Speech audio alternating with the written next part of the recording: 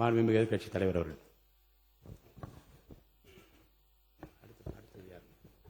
மாண்புமிகு பேரவைத் தலைவர் அவர்களே, இன்றைக்கு தமிழ்நாடு விவசாயிகளுடைய வேதனைக்கு இந்த அரசு ஒரு சரியான தீர்வை காண வேண்டும்னு இந்த ஒத்திவைப்பு தீர்மானத்தை நாங்கள் இங்கே கொடுத்திருக்கிறோம்.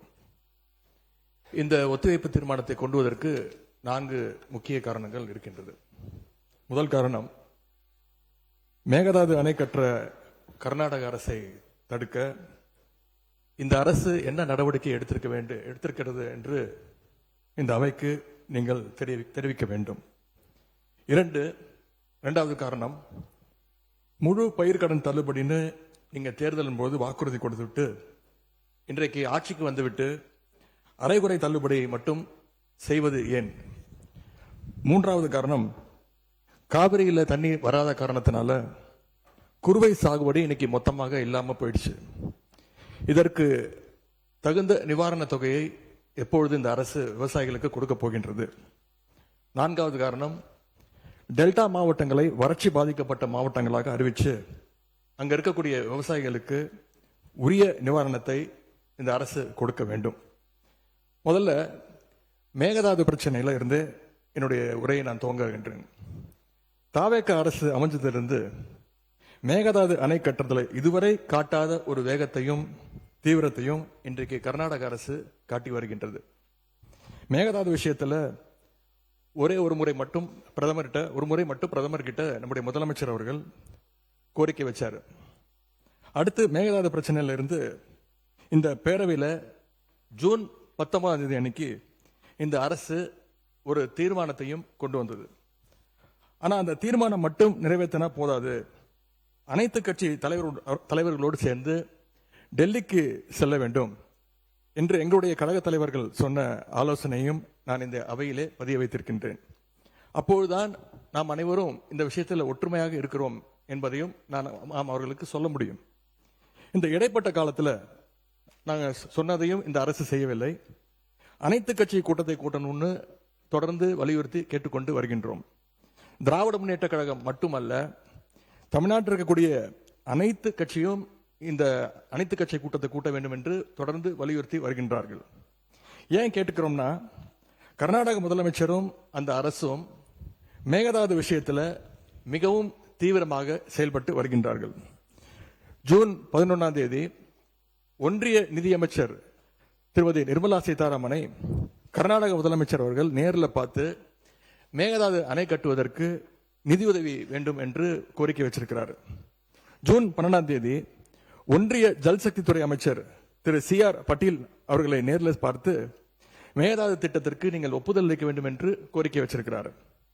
ஜூலை 27 அன்னைக்கு நாடாளுமன்றத்தில் ஒன்றிய ஜல்சக்தித்துறை அமைச்சர் இணையமைச்சர் மேகதாதுல அணை கட்ட தமிழ்நாடு, புதுச்சேரி மாதிரியான கீழ்ப்படுகை மாநிலங்கள், அதாவது லோவர் ரிப்பேரியன் ஸ்டேட்ஸ், அதனுடைய அனுமதி தேவையில்லை என்று கூறியிருக்கிறார். அதே நாள் ஜூலை 27 டெல்லியில கர்நாடகத்தைச் சேர்ந்த அனைத்து கட்சி எம்பிக்கள் கூட்டத்தை கர்நாடக முதலமைச்சர் அவர்கள் நடத்தியிருக்கிறார். கர்நாடக அமைச்சர் திரு ராமலிங்க ரெட்டி, கர்நாடக அரசுடைய டெல்லி பிரதிநிதி, கர்நாடக அரசுடைய தலைமை வழக்கறிஞர், மூத்த அதிகாரிகள் எல்லாரும் கூட சேர்ந்து மேகதாது சம்பந்தமாக அந்த மாநில முதலமைச்சர் ஆய்வுக் கூட்டத்தையும் நடத்தியிருக்கிறார்.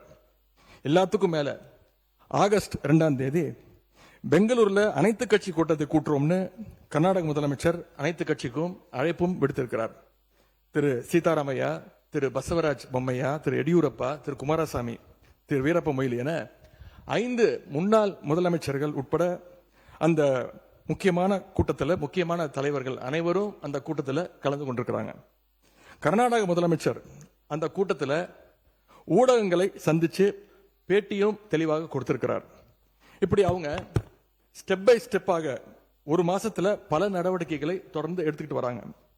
மாநில நலன் அப்படின்னு வந்தா அவங்க எப்படி அரசியல் வேறுபாடுகள் எல்லாம் பார்க்காம கடந்து மறந்து ஓரணியில் நிற்கிறாங்களோ, அதே போல நாமளும் நம்முடைய ஒற்றுமையை கர்நாடக அரசுக்கும் ஒன்றிய அரசும் காட்ட வேண்டும் அப்படின்னு தான் நாங்கள் அனைத்து கட்சி கூட்டத்தை தொடர்ந்து கூட்ட வேண்டும் என்று எங்களுடைய கோரிக்கையை வச்சிருக்கிறோம்.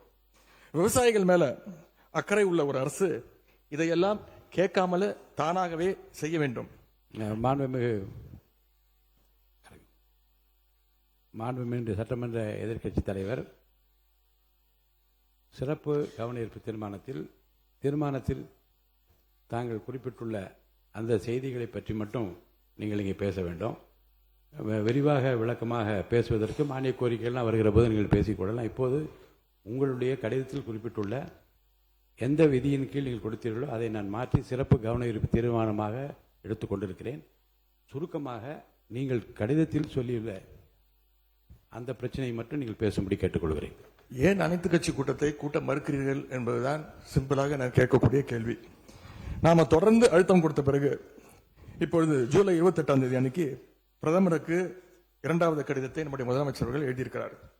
எங்களுடைய தலைவர் முதலமைச்சராக இருந்தப்போ தமிழ்நாட்டுடைய பிரச்சனைகளுக்காக கடிதங்கள் எழுதினதை விமர்சித்து இப்போ இங்க இருக்கக்கூடிய முதலமைச்சர் அவர்கள் என்னென்ன பேசியிருக்கிறார் என்பதை இங்கே கொஞ்சம் ரீவைண்ட் செய்து நீங்கள் பார்க்க வேண்டும். முதலமைச்சர் பேச்சதான் இங்க நான் அவை குறிப்பில் குறிப்பிட விரும்புகிறேன். அதை நீக்க மாட்டீங்க அப்படின்னு நான் நம்புறேன். ஸ்டாலின் அவர்கள் அப்பப்போ எந்திரிச்சு கடிதம் எழுதிட்டு தூங்க போயிடுவாரு, அவ்வளவுதான். அது அப்படியே கிடக்கும். மானே தேனே பொன்மானே இப்படி கடிதம் எழுதுறது எல்லாம் இனிமே வேலைக்கு ஆகாது. நான் திரும்ப ஏற்கனவே சொல்லிட்டேன். அப்புறம் நீங்கள் பேசியதை அவை குறிப்பில் நீக்க வேண்டியது வரும். நீங்கள் கொடுத்திருக்கிற விதியை நான் சிறப்பு கவன ஈர்ப்பு தீர்மானமாக எடுத்துக்கொண்டிருக்கிறேன். நீங்கள் கொடுத்து தான் பேச வேண்டும். அதெல்லாம் பேசுவதற்கு உங்களுக்கு மானிய கோரிக்கைகள் வருகிறது. மற்ற சமயத்தில் இப்போது அதை அனுமதிக்க இயலாது. கவன ஈர்ப்பில் விதிகளின்படி எந்த பொருள் குறித்து நீங்கள் கவன ஈர்ப்பு கொடுத்து சிறப்பு கவன ஈர்ப்பு கொடுத்திருக்கீங்க அதை குறித்து மட்டும்தான் பேச வேண்டும். மீதி விஷயங்களை பேசுவதற்கு நான் அனுமதிக்க மாட்டேன். தேவையற்ற சர்ச்சையும் எதை நோக்கி போக வேண்டும் என்று இந்த தமிழ்நாடு விரும்புகிறதோ அதை நோக்கி மட்டும் போங்கள். இங்கே இதை ஒரு பெரிய அரசியல்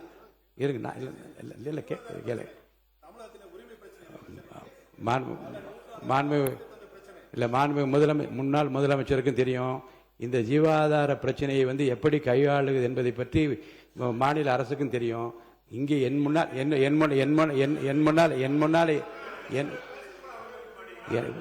என் முன்னால் இருப்பது விதிகளின்படி இந்த பேரவையை நடத்த வேண்டும் என்பதில் நான் அக்கறையாக இருக்கிறேன். விதிகளுக்குட்பட்டு அவர் அவசியம் என்று கருதி அந்த பிரச்சனையை எடுத்திருக்கிறேன். அவர் கொடுத்திருக்கிற இந்த கவன ஈர்ப்பு தீர்மானத்தில் என்ன குறிப்பிட்டிருக்கிறாரோ அந்த கருத்துக்களை சாதாரணமாக மரபு என்ன என்றால் அதை படித்துவிட்டு இந்த பிரச்சனையை உங்கள் கவனத்திற்கு கொண்டு வந்து கவனத்தை ஈர்க்கிறேன் என்று சொல்ல அமர்வதுதான் சரி. ஆனால் இதில் நான் பிரச்சனையின் தீவிரம் கருதி நான் அவரை பேச அனுமதித்திருக்கிறேன். மேற்கொண்டு பிரச்சனையை அரசியல் நோக்கத்தில் கொண்டு செல்லாமல் இதில் நீங்கள் குறிப்பிட்டுள்ள இந்த பிரச்சனையை பற்றி மட்டும் படித்துவிட்டு அமருமாறு கேட்டுக்கொள்கிறேன். மாண்பு உறுப்பினர் ஏற்கனவே முன்னாள் முதலமைச்சர் அதை சொல்லிட்டாங்க. நீங்க உட்காருங்க. மாண்பு பேரவைத் தலைவர்கள், இந்த பிரச்சனை தீவிரமான பிரச்சனை என்று நீங்களே சொல்கிறீர்கள். நான் கேட்பதெல்லாம் ஒன்று தான். நாங்கள் தொடர்ந்து அனைத்து கட்சி கூட்டத்தை கூட்ட வேண்டும் என்று கேட்டுக்கொள்கின்றேன்.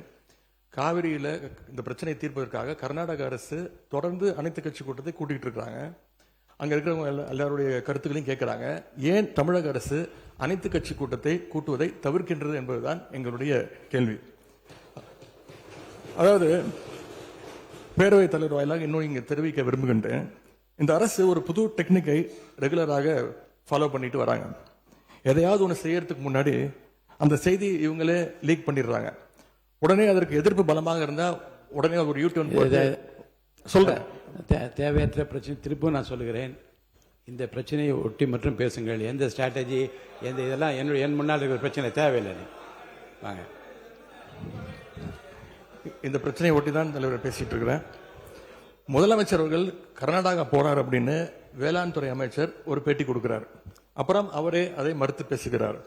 அப்புறம் இன்னும் 2 அமைச்சர்கள் அதிகாரபூர்வமாக எந்த முடிவையும் நாங்கள் எடுக்கவில்லை என்று கூறுகிறார்கள். 13 பேர் கொண்ட ஒரு குழு போகுதுன்னு திரும்பி செய்திகள்ல பார்த்தோம். கடைசியில் என்ன ஆச்சுன்னா கர்நாடக முதலமைச்சர் சொல்லிட்டார், நீ இந்த தமிழ்நாடு முதலமைச்சர் நீங்க வர வேண்டாம், நாங்கள் தண்ணி எல்லாம் கொடுப்பதற்கு தயாராக இல்லை என்று கர்நாடக முதலமைச்சர் அவர்கள் தெரிவிக்கிறார். அவர் சொன்னது உண்மையா இல்லையா என்றால் முன்னவர் மாண்பு பேரவைத் தலைவர் அவர்களே, மாண்பு எதிர்க்கட்சி தலைவர்கள் தாங்கள் குறிப்பிட்டதை மறந்து ஒவ்வொன்றாக அவர்கள் பேசிக் கொண்டிருப்பது என்பது மரபின் அடிப்படையில் சரியாக இல்லை. என்று சொன்னால் இல்லை, முக்கியமான பிரச்சனை என்ற முறையிலே தான் அவர்களுக்கு இவ்வளவு நேரம் பேச அனுமதித்தார்கள். மீண்டும் அதையே திருப்பி திருப்பி நம்முடைய எதிர்க்கட்சி தலைவர்கள் ஒரு அரசியல் ரீதியாக பேசி வருவது சரியாக இருக்காது.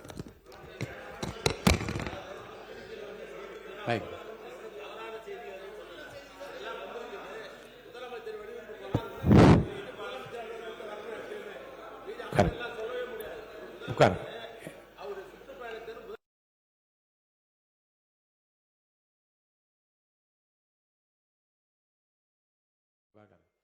மாண்புமிகு எதிர்க்கட்சி தலைவர்களுக்கு மீண்டும் சொல்கிறேன், சுருக்கமாக அரசின் கவனத்தை ஈர்த்து அமர்வதுதான் மரபும் விதியும்.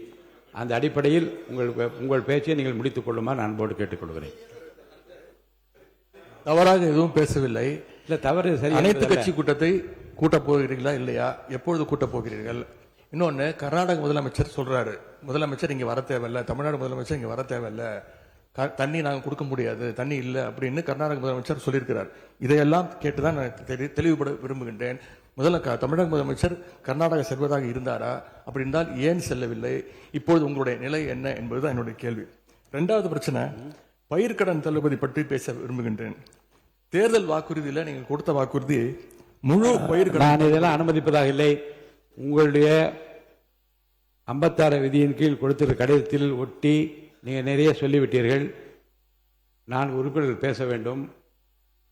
கவனத்தை ஈர்க்கின்ற அந்த நேரம் முடிந்து விட்டது. நான் அடுத்த உறுப்பினரை பேச அழைப்பேன். எட்டிங்க வேண்டாங்க. நான் என்ன சொல்ல, நீங்க பாருங்க, உங்களுக்கு பேசுவதற்கு மாண்புமிகு எதிர்க்கட்சி தலைவருக்கும் மாண்புமிகு எதிர்க்கட்சிகளுக்கும் பேசுவதற்கு நிறைய அவகாசம் வேறு வேறு மானிய கோரிக்கைகள் வருகிறது. அப்ப நீங்க விரிவா விளக்கமா நீங்க பேசுங்க, பதில் சொல்லுக்கு அமைச்சர் முடிங்க. ரெண்டாவது, இந்த பயிர்க்கடன் தள்ளுபடி நீங்க தேர்தல் வாக்குறுதி கொடுத்திருக்கிறீங்க, முழு பயிர்க்கடன் தள்ளுபடி அப்படின்னு. மாண்புமிகு பேரவைத் தலைவர் அவர்களே, மாண்புமிகு எதிர்க்கட்சி தலைவர்கள் கொடுக்கின்ற சிறப்பு கவன ஈர்ப்பு தீர்மானத்தில் அது இடம்பெற்றிருக்கிறதா என்பதை அறிய விரும்புகிறேன். போதும்.